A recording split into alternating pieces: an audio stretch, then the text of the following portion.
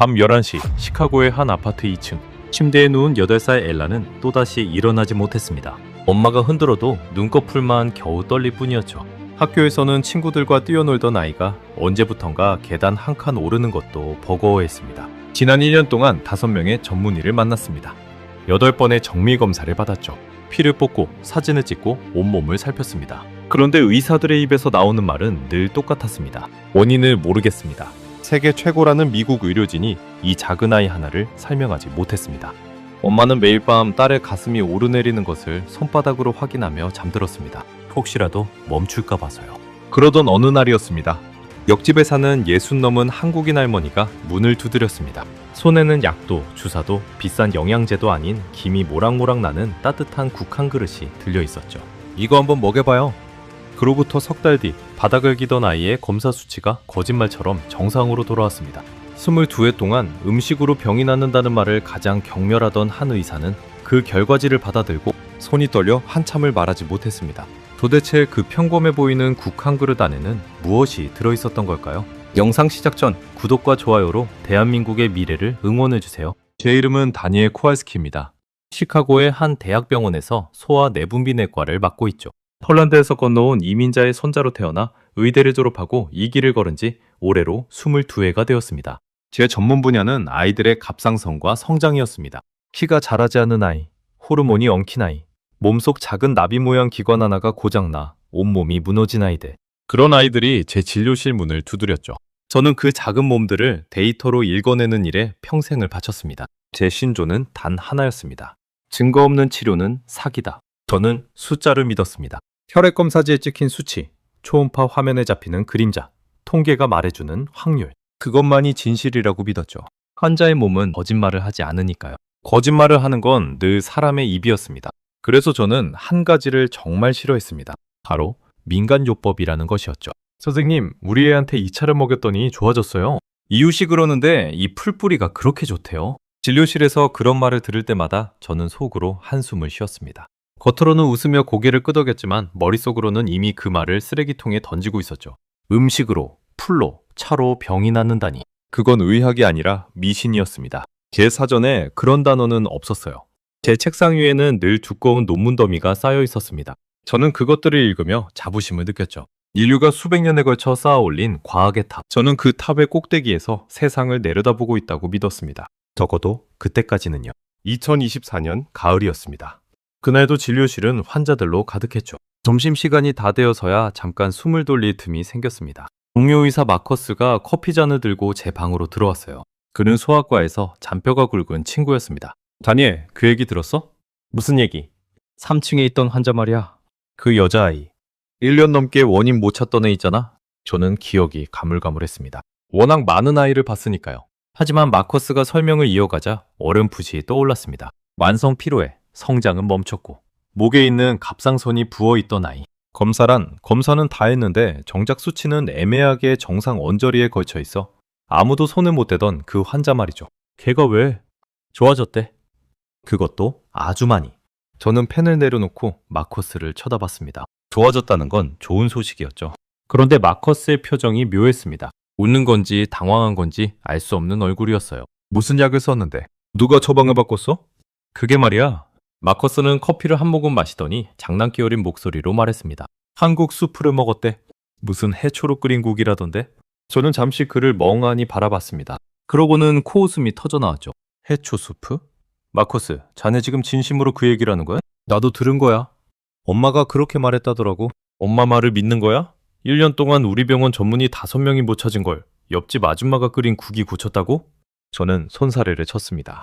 어이가 없어서 헛웃음만 나왔죠. 이건 제가 가장 싫어하는 종류의 이야기였습니다. 절박한 부모가 우연을 기적으로 착각하는 흔하디 흔한 자기 위안.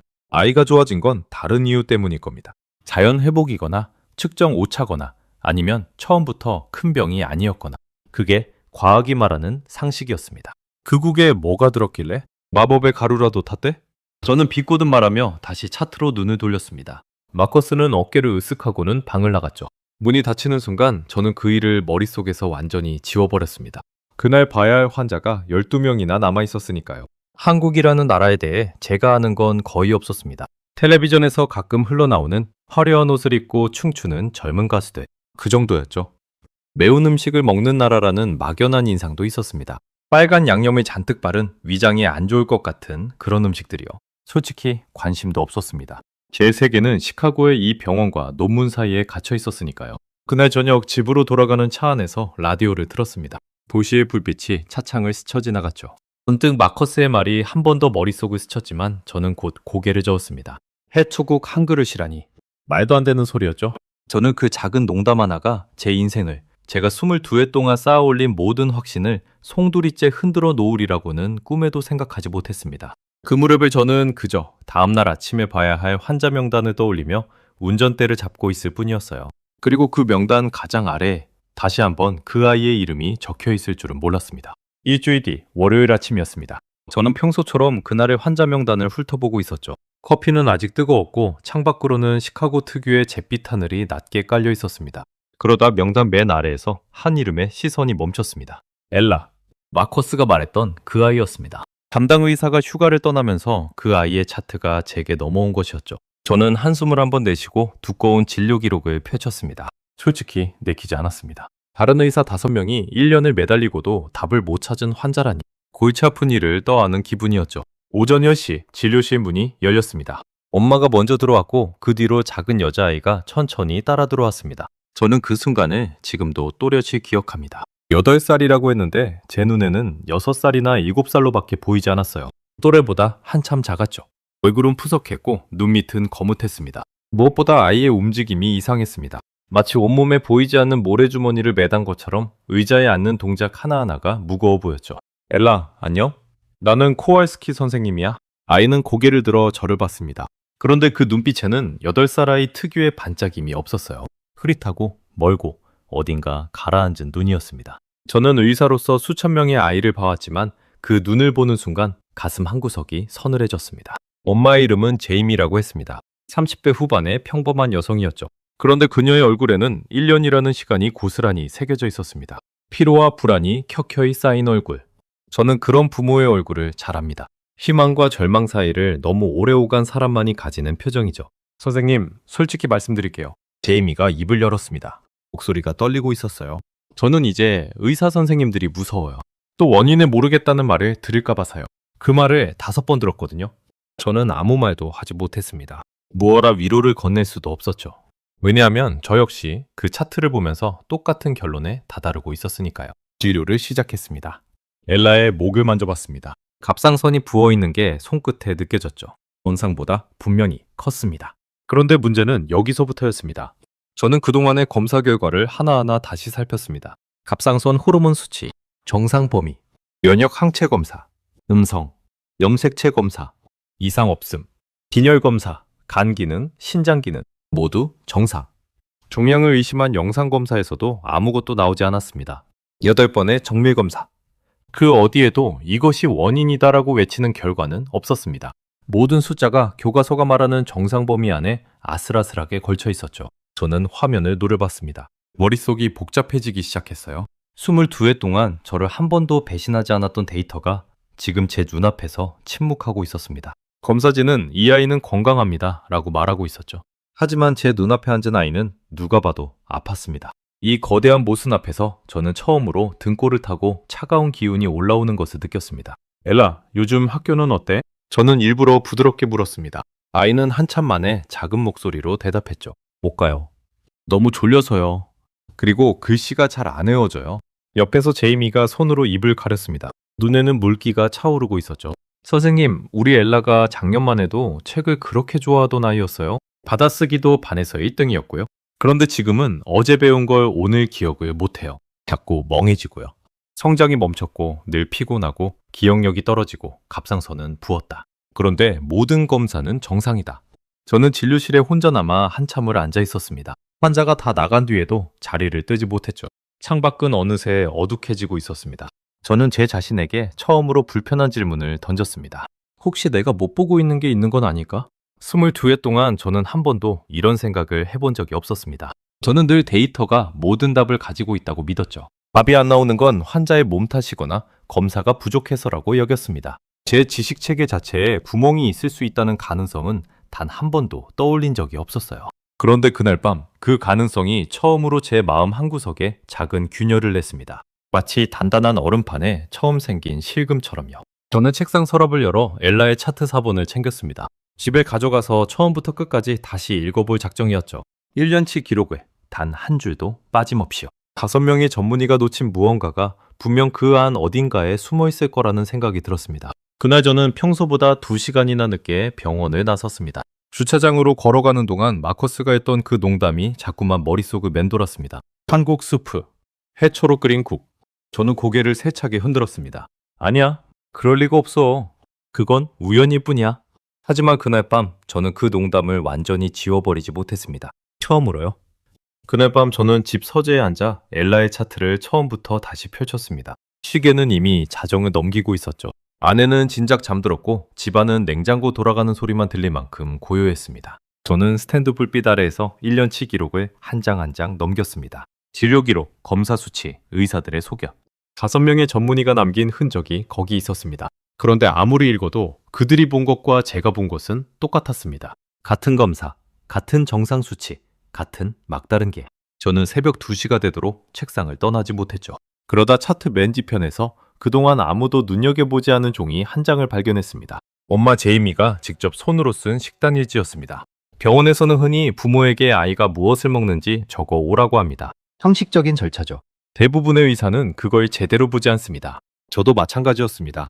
음식이 무슨 단서가 되겠냐는 생각이었으니까요. 그런데 그날따라 저는 그 종이를 천천히 읽어내려갔습니다. 아침, 시리얼과 우유. 점심, 학교 급식. 저녁, 파스타, 치킨 너깃, 감자. 지극히 평범한 미국 아이의 식단이었습니다. 그런데 일지를 넘기다가 석 달 전쯤 되는 날짜에서 글씨체가 달라진 부분이 눈에 들어왔습니다. 거기엔 이렇게 적혀 있었습니다. 옆집 한국 할머니가 가져다 준 미역국. 엘라가 의외로 잘 먹음. 그 뒤로 거의 매일 먹임. 미역국. 저는 그 세 글자에서 눈을 뗄 수가 없었습니다. 마커스가 말했던 그 해초 수프. 농감이라고만 여겼던 그 국이 제이미의 손글씨로 똑똑히 적혀 있었던 겁니다. 그것도 석 달 전부터 거의 매일. 저는 의자 등받이에 몸을 기댔습니다. 머릿속에서 무언가가 빠르게 돌아가기 시작했죠. 엘라가 조금씩 좋아지기 시작했다는 시점, 그리고 이 미역국을 먹기 시작한 시점. 두 날짜가 묘하게 겹쳐 있었습니다. 저는 곧바로 고개를 저었습니다. 우연이야. 상관관계가 인과관계는 아니야. 의대에서 귀에 못이 박이도록 배운 원칙이었죠. 두 가지 일이 같이 일어났다고 해서 하나가 다른 하나의 원인인 건 아니라는 것. 저는 그 원칙을 방패처럼 붙들었습니다. 하지만 방패 뒤에서 제 손은 이미 노트북을 켜고 있었습니다.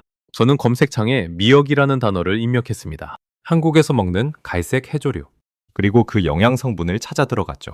화면에 뜬 첫 줄을 읽는 순간 저는 숨을 멈췄습니다. 요오드.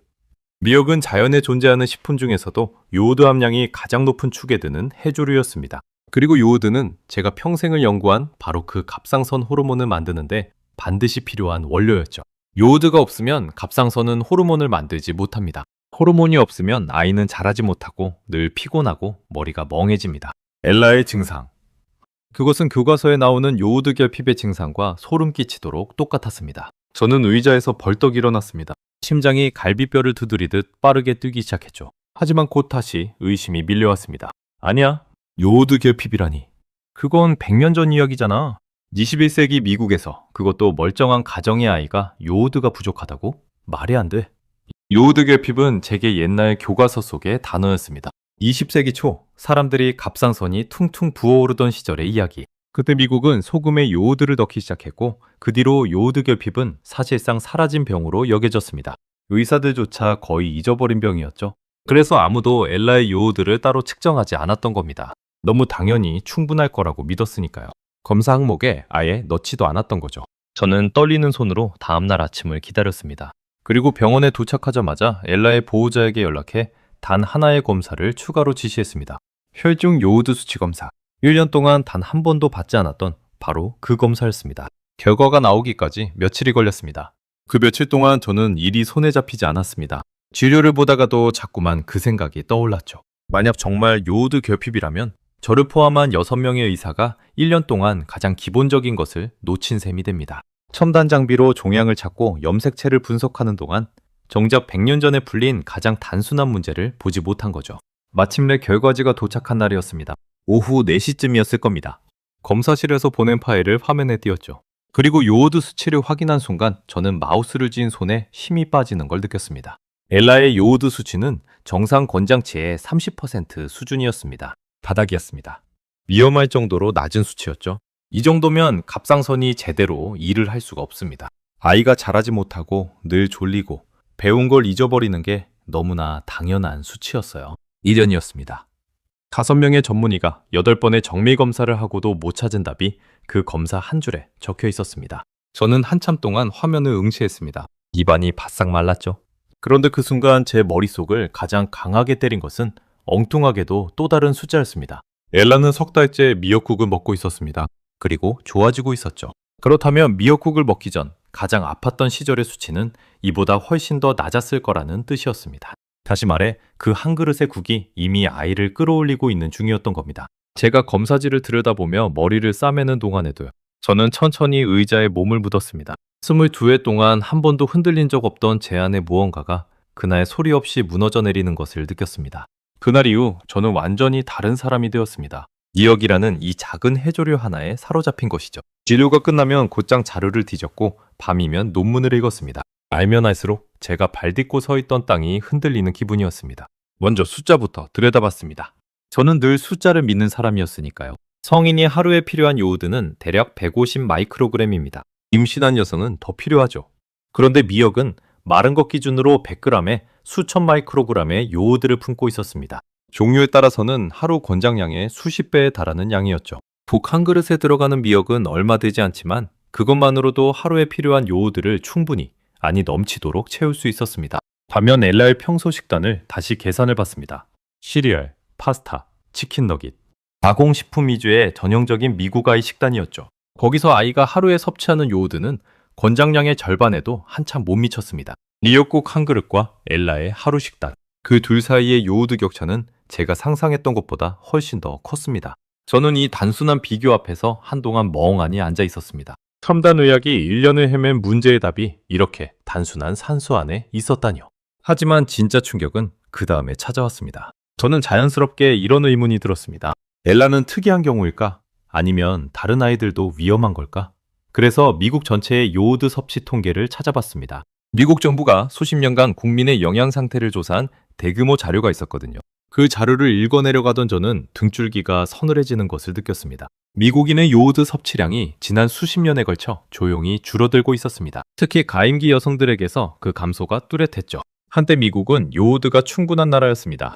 그런데 그 안전지대가 서서히 무너지고 있었던 겁니다. 아무도 큰 소리로 경고하지 않는 사이에요. 이유를 파고대자 그 그림이 더 또렷해졌습니다.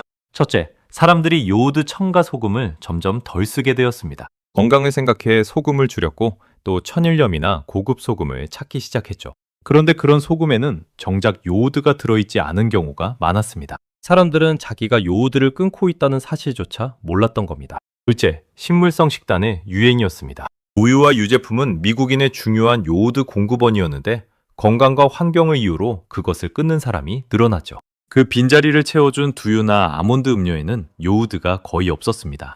셋째, 가공식품 회사들이 쓰는 소금에는 대개 요오드가 들어있지 않았습니다. 현대인이 먹는 음식의 상당 부분이 가공식품인데 말이죠. 저는 자료에서 눈을 떼고 창밖을 바라봤습니다. 머릿속에서 퍼즐 조각들이 하나씩 맞춰지고 있었어요. 그리고 그 완성된 그림은 제가 평생 믿어온 것을 정면으로 뒤집는 것이었습니다. 우리가 원인불명의 희귀병이라 부르며 1년을 헤맨 그것은 사실 희귀병이 아니었습니다. 그것은 100년 전 우리가 정복했다고 믿었던, 그래서 까맣게 잊어버린 가장 오래된 결핍이었습니다. 현대의 식습관이 변하면서 조용히 되살아난 유령이었던 거죠. 손끝이 차가워졌습니다. 저는 입술을 깨물었습니다. 생각해보세요. 우리 의사들은 점점 더 정교한 장비를 들여왔습니다. 유전자를 분석하고 미세한 종양을 찾아내고 분자 단위까지 들여다봤죠. 저는 그 첨단 기술의 최전선에 서 있다고 자부했습니다. 그런데 정작 우리는 가장 기본적인 것을 보지 못했습니다. 이 아이가 무엇을 먹고 있는가? 그 식탁 위에 무엇이 빠져 있는가? 8대의 첨단 기계가 1년을 들여다보고도 못 찾은 답을 한 그릇의 국이 알고 있었습니다. 그 사실을 깨달은 순간 저는 의자에서 일어나 진료실 안을 한참 동안 서성였습니다. 가슴 한가운데가 묵직하게 조여왔죠. 그건 부끄러움이었습니다. 22회 동안 저를 떠받쳐온 자부심이 그날 산산조각 나는 소리를 저는 분명히 들었습니다. 며칠 뒤 저는 엘라와 제이미를 다시 진료실로 불렀습니다. 그동안 미역국을 꾸준히 먹은 엘라의 요오드 수치를 다시 한번 검사한 결과가 나온 날이었습니다. 저는 결과지를 손에 들고 두 사람 앞에 앉았습니다. 제이미의 얼굴은 또다시 불안에 잠겨 있었죠. 1년 동안 좋은 소식을 들어본 적이 없는 사람의 얼굴이었습니다. 제이미, 제 목소리가 저도 모르게 떨렸습니다. 엘라의 요오드 수치가 정상으로 돌아왔습니다. 완전히요. 처음 검사에서 권장치의 30% 수준이던 바닥의 수치가 미역국을 먹기 시작한 지 12주 만에 정상 범위 안으로 올라와 있었습니다. 약도, 주사도, 수술도 없이요. 그저 매일 따뜻한 국 한 그릇이었을 뿐이었습니다. 제이미는 한동안 제 말을 이해하지 못하는 듯 했습니다. 그러다 그 말의 무게가 천천히 가슴에 와닿았는지 두 손으로 얼굴을 감쌌습니다. 그리고 어깨를 들썩이며 소리 없이 울기 시작했죠. 1년 동안 참아온 모든 두려움이 그 자리에서 한꺼번에 터져나오는 것 같았습니다. 옆에 앉은 엘라가 엄마의 손을 잡았습니다. 그 아이의 눈을 본 순간 저는 또 한 번 가슴이 먹먹해졌습니다. 처음 봤을 때 흐릿하게 가라앉아 있던 그 눈에 어느새 작은 빛이 돌아와 있었거든요. 8살 아이의 눈에 마땅히 있어야 할 바로 그 반짝임이요. 저는 두 사람을 바라보다가 저도 모르게 이런 말을 입 밖으로 내뱉었습니다. 이건 약이 아닙니다. 음식이에요. 그런데 약이 못한 일을 해냈죠. 제 입에서 그런 말이 나왔다는 사실에 저 스스로가 가장 놀랐습니다.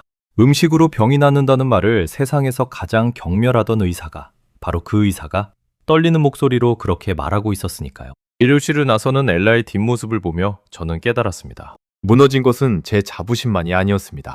세상을 데이터로만 읽을 수 있다고 믿었던 제 좁은 세계의 벽 하나가 그날 함께 허물어진 것이었습니다. 엘라가 정상 수치를 되찾은 그 주 주말이었습니다. 저는 한 가지 충동을 억누를 수 없었습니다. 이 모든 일을 시작한 그 국을 끓여준 사람을 직접 만나보고 싶었던 것이죠. 제이미에게 부탁해 약속을 잡았습니다. 장소는 시카고 북쪽에 있는 한인타운의 한 마트였습니다. 토요일 오후 저는 난생 처음 한인 식료품점에 발을 들였습니다. 한아름마트라는 곳이었죠. 문을 열고 들어선 순간 익숙하면서도 낯선 풍경이 펼쳐졌습니다. 처음 보는 채소들, 알 수 없는 글자가 적힌 봉지들, 그리고 코끝을 스치는 낯선 향들. 제가 평생 살아온 미국 안에 이렇게 다른 세계가 있었다는 게 신기할 따름이었습니다. 해조류가 진열된 칸 앞에서 한 노부인이 저를 기다리고 있었습니다. 미세스 한이라고 했습니다. 한국 이름은 한정숙. 예순이 넘은 분이었죠. 엘라네 옆집에 사는 바로 그 한국인 할머니였습니다. 작은 체구에 흰머리가 희끗한 분이었는데 저를 보자 환하게 웃으며 두 손으로 제 손을 잡았습니다. 그 손을 작고 거칠었지만 따뜻했습니다. 의사 선생님이시죠? 엘라가 좋아졌다면서요? 정말 다행이에요. 저는 잠시 어떻게 말을 꺼내야 할지 몰라 머뭇거렸습니다. 그러다 솔직하게 물었습니다. 한 여사님, 그 국을, 미역국을 엘라에게 끓여주신 이유가 있으셨나요? 혹시 아이에게 요오드가 부족하다는 걸 알고 계셨던 건가요? 미세스 아는 제 질문이 우스웠는지 작게 웃었습니다. 요오드요? 그게 뭔지 저는 잘 몰라요. 어려운 말은 모르고요. 저는 순간 말문이 막혔습니다. 그럼 왜? 그녀는 진열대에서 마른 미역 한 봉지를 집어들었습니다. 그러고는 마치 아주 오래된 이야기를 들려주듯 천천히 입을 열었습니다. 우리 한국에서는요, 아기를 낳은 엄마가 한 달 내내 이 국을 먹어요. 미역국을요?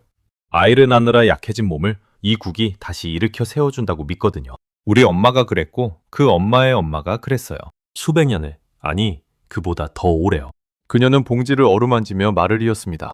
엘라가 늘 기운이 없고 자꾸 시들시들하길래 저는 그냥 우리 손주들 약해 보일 때 끓여주던 그 국을 끓였을 뿐이에요. 특별한 거 아니에요?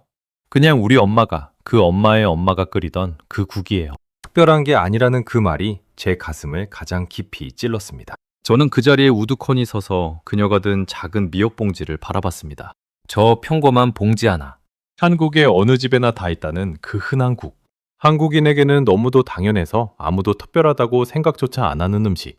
그것이 바다 건너 이 시카고에서 한 아이의 무너진 몸을 다시 일으켜 세운 것이었습니다. 저는 무언가가 명치 끝에서부터 뜨겁게 차오르는 것을 느꼈습니다. 생각해보세요. 한국 사람들은 과학을 몰랐던 시절부터 이미 그 국에 무엇이 들었는지 몸으로 알고 있었던 겁니다. 요오드라는 단어를 몰라도, 갑상선이라는 기관을 몰라도 그들은 알았습니다. 아이를 낳고 약해진 몸에 이 바다의 풀을 먹이면 다시 건강해진다는 것을요. 수백 년, 어쩌면 천년에 걸쳐 어머니에게서 딸에게로 그 지혜가 끊이지지 않고 전해내려온 것이었습니다. 그것은 논문에 적히지도 않았고 실험실에서 증명되지도 않았습니다. 그저 한 그릇 한 그릇 사랑하는 사람을 위해 끓여낸 국 안에 담겨 면면이 이어져 왔을 뿐이었죠. 저는 평생을 증거와 데이터를 쫓으며 살았습니다. 증명되지 않은 것은 전부 미신이라 비웃었죠. 그런데 지금 제 눈앞에 있는 이 노부인은 그 어떤 첨단 장비도 찾아내지 못한 닭을 그저 어머니의 어머니로부터 물려받아 알고 있었습니다. 저는 미세스 안에게 고개를 숙였습니다. 진심으로요. 여사님, 저는 의사입니다. 22회를 이 일을 했죠. 그런데 저는 여사님이 알고 계신 것을 몰랐습니다. 제가 가진 그 어떤 기계도 여사님 손맛을 따라가지 못했습니다. 미세스 안은 당황한 듯 손을 내저었습니다. 아유, 별 말씀을요. 그냥 국이에요, 국.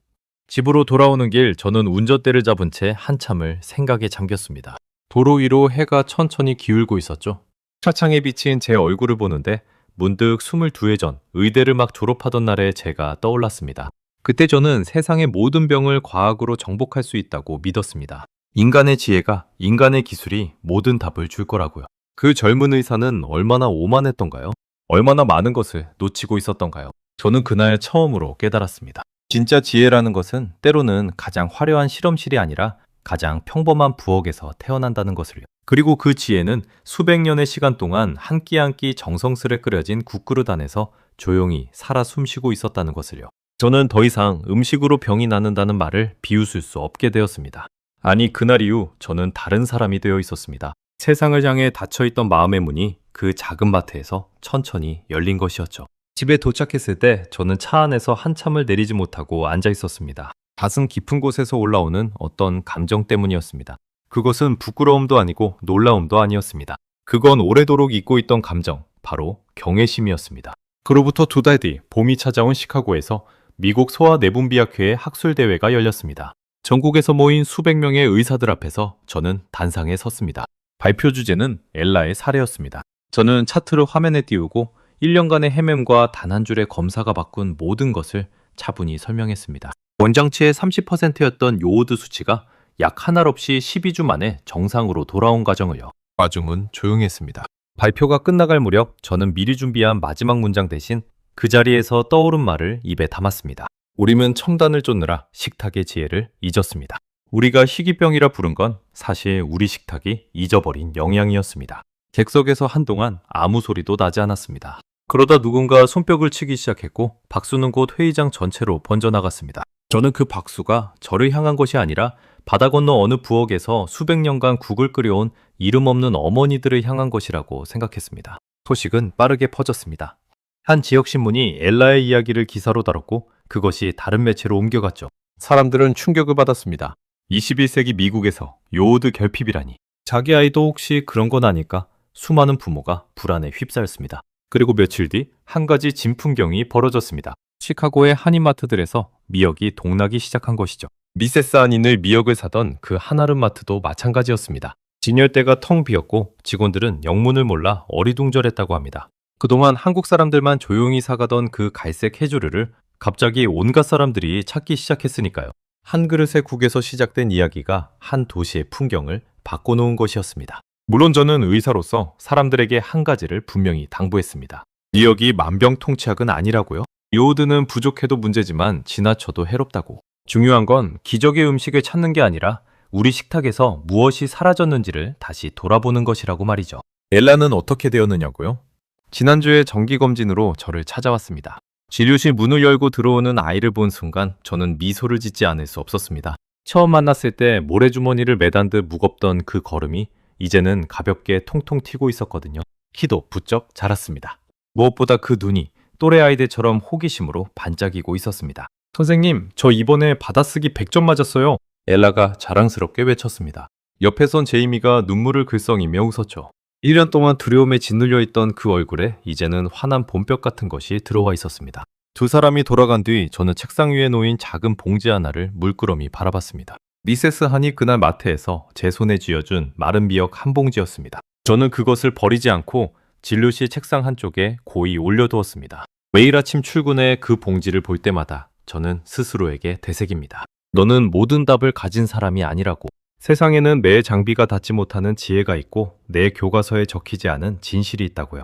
그 작은 봉지는 제 오만이 다시 고개를 들 때마다 저를 겸손하게 붙드는 닻이 되어 주었습니다. 가끔 생각합니다. 만약 엘라는 옆집에 미세스 한이 살지 않았다면 만약 그 한국인 할머니가 자신의 어머니로부터 그 국 끓이는 법을 배우지 못했다면, 만약 그 지혜의 사슬이 수백 년 어느 한 지점에서라도 끊어졌다면, 그랬다면 엘라는 지금도 침대에서 일어나지 못하고 있었을지 모릅니다. 한 민족이 천년에 걸쳐 어머니에게서 딸에게로 말없이 전해온 한 그릇의 사랑이 바다를 건너고 시간을 건너 결국 낯선 땅의 한 아이를 살려냈습니다. 저는 그 기나긴 인연 앞에서 의학이 얼마나 젊고 얼마나 겸손해야 하는지를 비로소 배웠습니다. 그러니 혹시 오늘 당신의 식탁에 그런 음식이 있다면, 너무 흔해서 고마운 줄도 몰랐던 그 한 그릇이 있다면 부디 그것을 가볍게 여기지 마시길 바랍니다. 그 안에는 어쩌면 수백 년의 사랑과 지혜가 조용히 녹아 있을 테니까요. 저는 다음 시간에도 전 세계를 놀라게 할 대한민국의 이야기로 다시 찾아뵙겠습니다. 감사합니다.